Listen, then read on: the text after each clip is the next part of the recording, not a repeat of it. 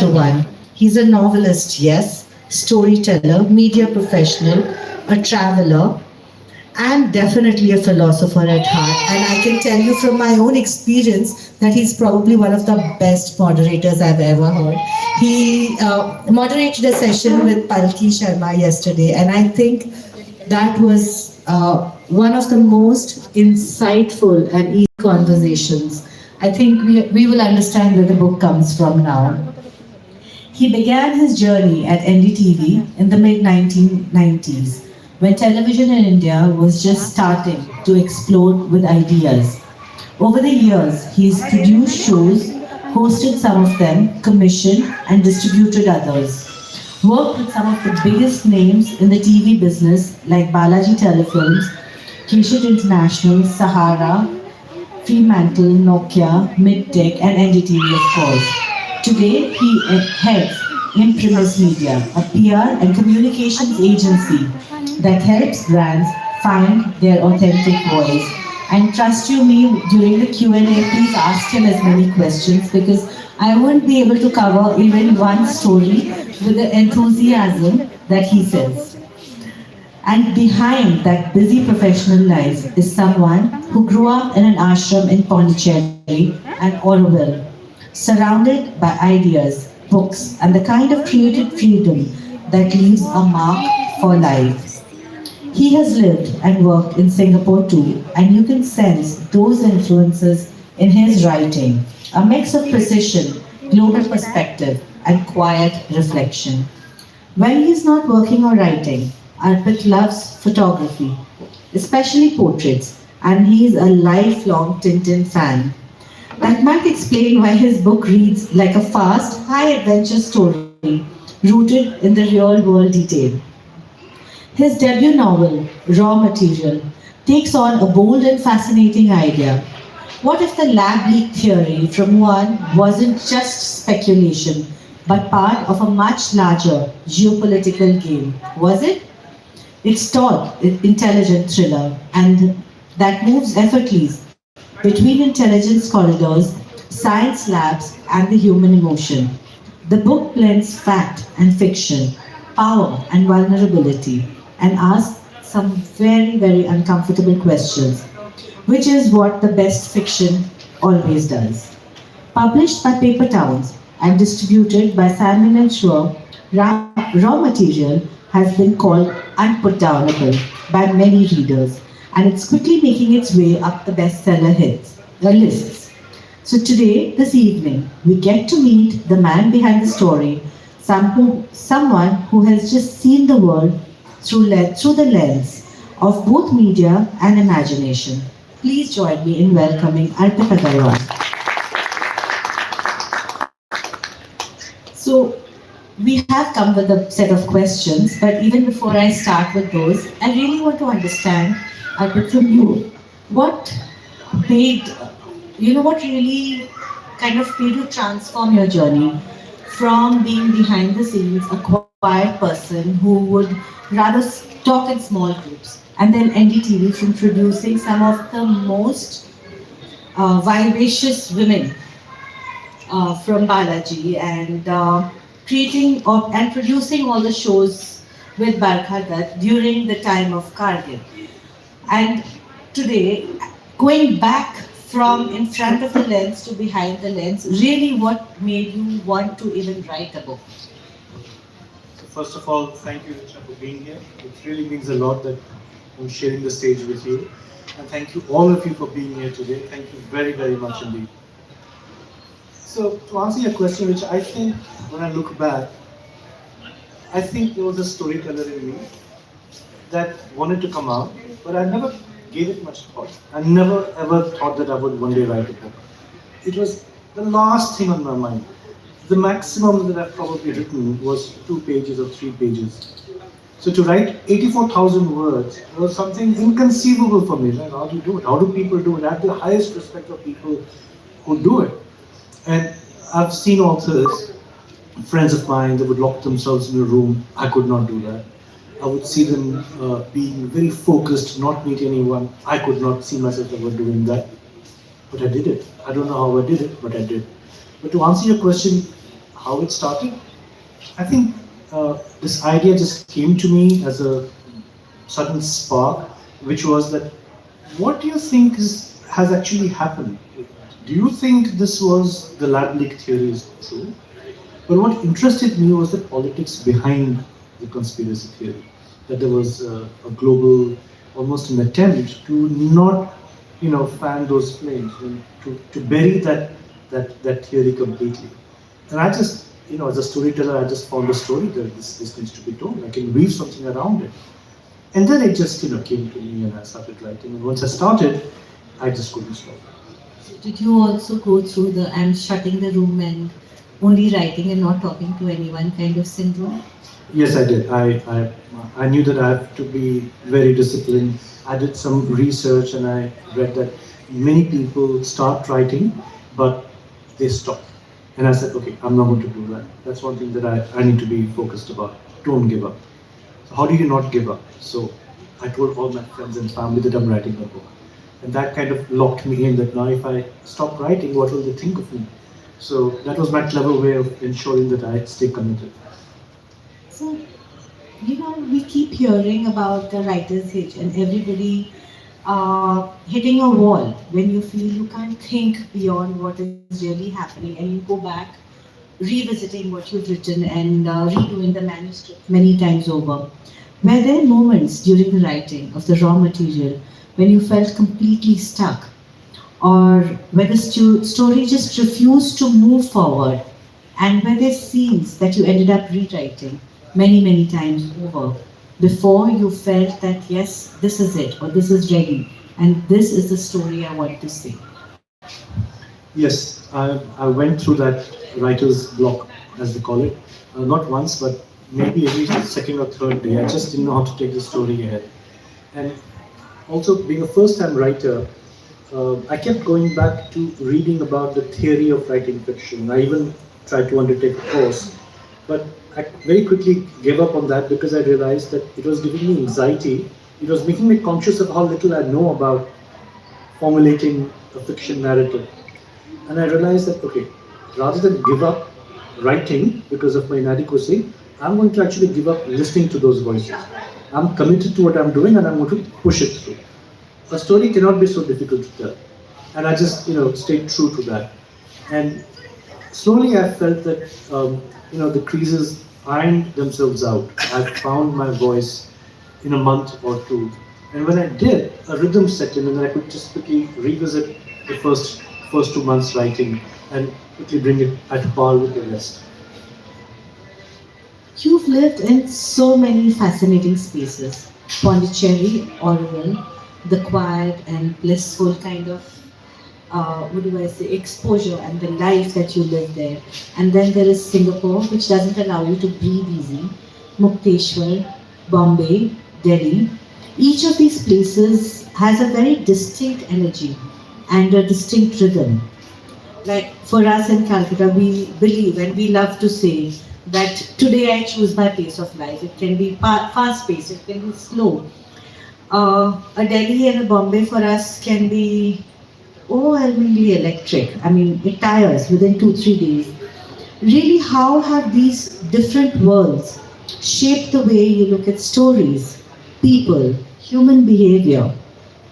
Do you think your writing carries a little bit of all of those places? And would you like to talk about probably one or two places where you feel, yes, this is something which hit me in a Bombay or a Delhi, or any person you'd like to talk about? So yes, having had the opportunity to live in different places and go in and out of different cultures, our country itself is so broad. So anything else that you see outside this country is just an extension actually of the human experience. But one thing I slowly realized is that places change, geographies change, cultures change, but human values remain the same. Human anxieties, emotions, they all remain the same. A mother feels the same for her child in any culture in the world. Likewise for sisters, brothers. Human emotions and values are the same across, and that's what I've tried to stay true to in my book as well. So the book actually starts in Tibet, then it touches upon China, and it eventually settles in India, and that's where the story ends. It's also multi-generational. I start from 1947, and the story ends in our times now in I think 2021 or something. And it's while it's a spy thriller, it's also a family drama. So and the places that I've lived in, there is there is a smattering of that across the book, but it's so well mixed into the narrative that I'm not sure I can, pinpoint where is Singapore, where is Bombay, or where is what. So let's talk about the writing process. How long did it really take you from the first draft to the final manuscript? What was your writing routine? What really, was the kind of time you wanted to take? And even when you had the last draft, how sure were you? It's like, for me, the closest that I can think of is having to submit your answer sheet, at the end of an exam. Are you really ready to it? Are you ready to be judged? Are you ready to be read? Because, the judgment here comes from a much larger audience. So, really, how ready were you? What was, so it's like a three-part question, really. What did your day look like when you were writing? And you said you were disciplined and methodical, but really, was it like we see in a lot of movies and we talk to, yeah, I had this eureka moment when I had to get up in the middle of the night and write the paragraph? Or was it over crazy doses of caffeine, really? What really, because at the end of the day, it is a little bit of you that you are sharing. It's a story that you are writing. So, what inspired you?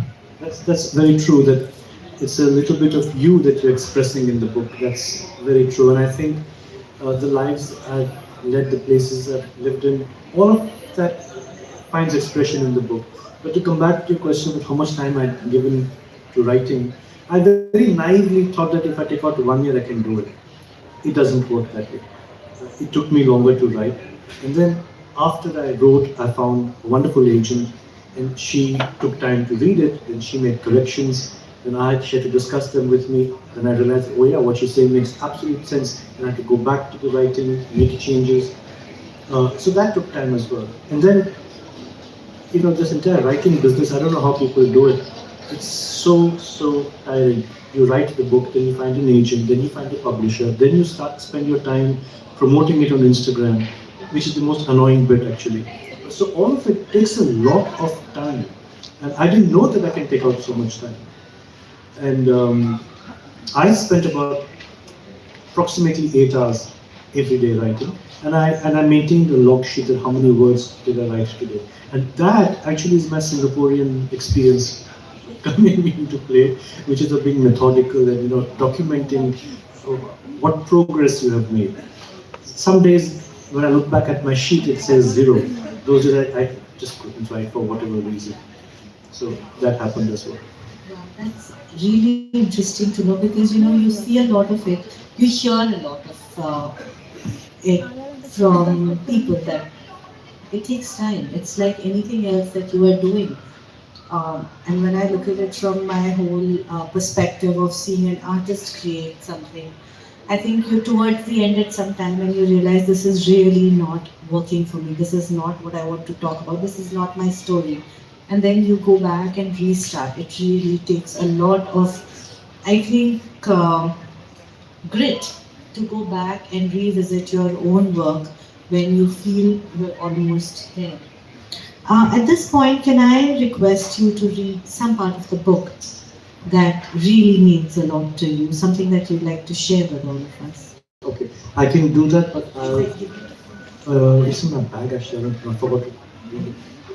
No, it's in my bag. I have a sheet, so we can come back to that a bit later. So, one of the striking things about your novel is also how real and complex the characters feel. They're flawed, they're human, and driven by emotion as much as by duty or ideology. Which of them do you feel personally closest to? Who was the most difficult for you to bring to life on the page? Also, it's a constant challenge to also not bring in the characters or the people you're living with on daily life because They do inspire you or your stories of that day. How difficult was it for you to characterize? So clearly that was the toughest part. Uh, that and getting the math right. There is a certain math that is required when you're writing something which is spanning many generations. You know, if you say that somebody was 9 years old at this time, then he has to, follow the all of that. Uh, but character development is a big thing, and there's this my hero Vijay. He was probably the easiest to write, but then I started realizing at some point that I'm identifying myself with him. So a lot of my traits are in him. For instance, I love Tintin, and Vijay loves Tintin as well. It's not a coincidence. I wrote the book, so that I realized, oh my God, how come? It's not how come I wrote it, but then I started making a conscious effort to make us, a bit look different. And the tough character to write was my villain. He is really, really just dark and dangerous and villainous. He's like the Dark Lord in Star Wars, Dark Lord of the Sith. He's that kind. He's vengeful and he's filled with hatred. And that emotion is what drives him forward. I would never want to be in the same room with him. I would never want to associate with someone like him. Wow. Wow. So tell me, every book changes its author. We change with our experiences, with our daily. We are a product of our surroundings, really. What we and it kind of shapes us for the person who we become the next day. How really has writing raw material changed you as a person, um, as an individual, as a professional, or even at the way you look at the world and its politics? Because somewhere it's deep rooted in the why and the hows. So let me answer your first question first, which is how it has changed me. And I'd say I discovered a new method of storytelling because television is my chosen medium. It's what I've spent all my life doing. And then I moved to something completely different. And I didn't know. It was almost, when I look back, I think it was an experiment and it was scary. So it's given me this newfound confidence and that I set a target for myself and I did it. So that makes me feel very satisfied. And also it's given me a lifelong respect for writers. And I've realized the amount of work art takes, whether it's a painting or writing a book or anything, and how all of us, we consume art, we read books, we see paintings, but we never think about how much time that person must have spent in creating that art. What were that person's thought processes? It gave me a huge appreciation for that process. Sure, I And couldn't. that's also why I was telling you, Richard, that the work you do is therefore so important. That you, in a city like Calcutta, which is known for its art, you support art the way you do. It's really, really commendable. I think I've been blessed to do what I do, and I definitely learned to enjoy it a lot for sure. And but I will talk about myself a little later. She'll never do that. She never does. So the book has been called put downable by readers. I'm sure you've heard all kinds of reactions and interpretations for sure. What has been the most surprising response? Something a reader or reviewer said that made you look at your own story and its politics. I think the most surprising and heartening review was that not one but a couple of friends called me up and said that you have actually reignited my love for books. I don't know Wow. when was the last time that I picked up a book and finished it, and it was simply because your book was a page turner, and once I started, I couldn't stop. Now that I have stopped, I just want to read something again. So it's I want to go and buy books because all of us have that habit. We buy books, but then you can't finish it because one gets busy, and this is a luxury that few of us can afford. So that was a very heartening review that reignited someone's passion. Yes, that's amazing. And in today's age and time with the whole digital media and the possibilities of what all you can do over with your fingers scrolling down, I think reading is actually a luxury. And I remember when we were younger, we were asked to write book reports. I don't see many kids writing book reports now. And I mean, when I told my kids to do that, they did it. But I really don't see young children doing it anymore, or even they don't. Again, coming back and circling back to the question, what really inspired you to write?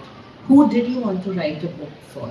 Because that's a very pertinent and important question in today's age and time. Was your imagined reader someone in India who was familiar with our political and cultural layer, or were you also thinking of a more international audience? Were you writing it just for yourself? Were you writing to because all of us have a way of expression. There are visual artists who draw, there are people who sing, there are people who dance, and then there is also who writes a book.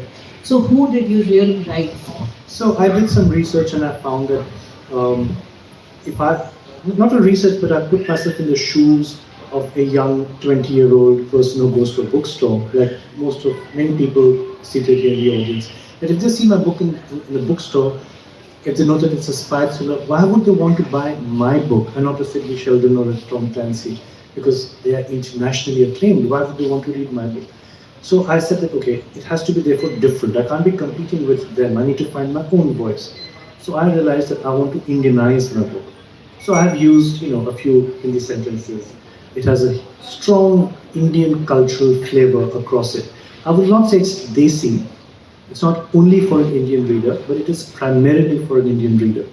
And yet, anyone in the world can read it. And I have got feedback from people in Japan and in Norway that they've read the book, and they didn't have any trouble, understanding it because it's not completely desi in that way.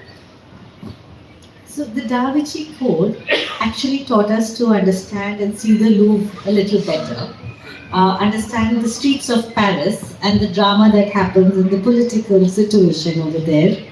Do you see any such kind of cinematic quality, vivid locations, layered characters, fast pacing, and a visual sweep that almost feels made for the screen?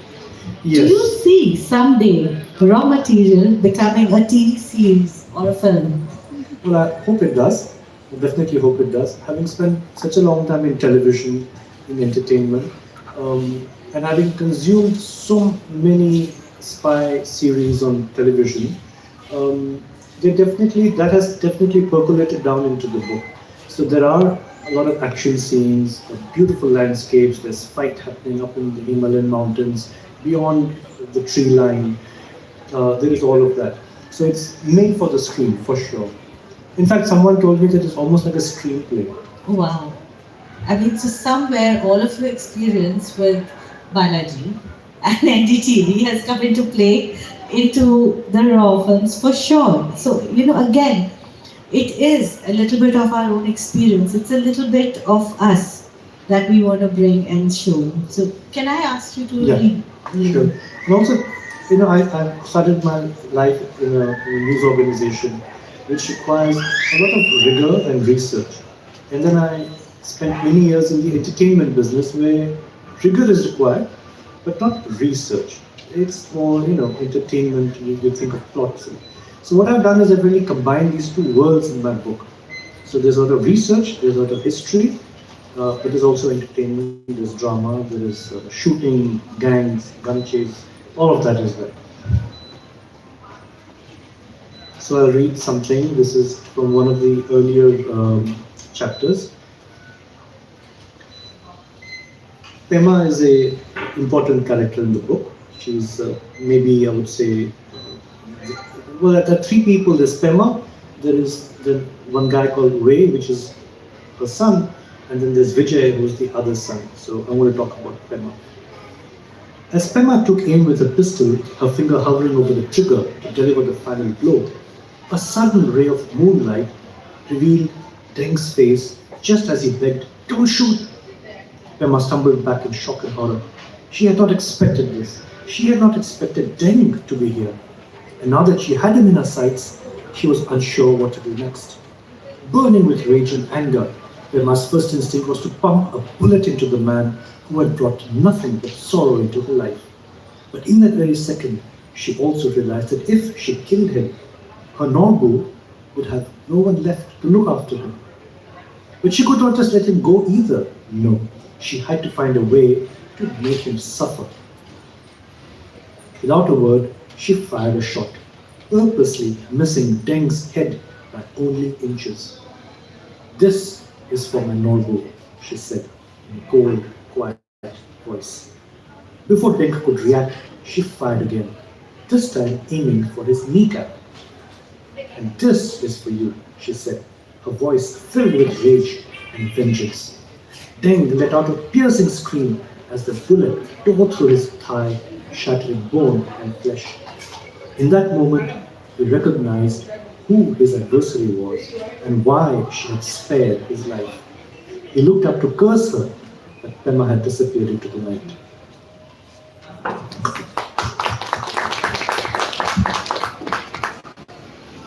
I'd like to open the floor for questions.